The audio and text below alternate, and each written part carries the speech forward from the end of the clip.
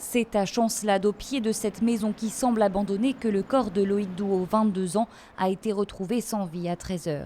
Cet après-midi, les hommes de la police scientifique ont quadrillé la scène de crime pour tenter de recueillir un maximum d'indices et d'établir au plus vite les circonstances du drame. Ce que l'on sait ce soir, c'est qu'aucune lésion ni trace de violence ne permettent pour l'heure de déterminer la cause du décès. Le jeune homme a-t-il été tué sur place ou son corps transporté? C'est ce que devront préciser les enquêteurs. La victime a été retrouvée à une dizaine de kilomètres de l'endroit où étaient déployés ce matin policiers et gendarmes. Quels éléments les ont donc orientés un peu plus tard dans la journée vers cette maison? À ce sujet, le parquet n'a pour le moment pas souhaité communiquer.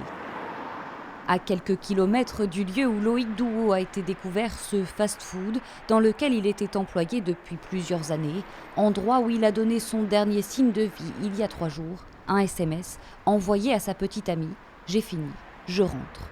Puis plus rien. Le lendemain, quelques-unes de ses affaires personnelles sont retrouvées au pied de son véhicule, resté sur le parking de son lieu de travail.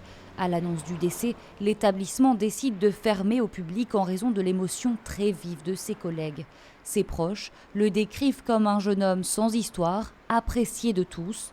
Ce soir, une information judiciaire est ouverte pour enlèvement, séquestration, détention arbitraire suivie d'un homicide. Une autopsie devrait être pratiquée sur le corps pour déterminer la cause du décès.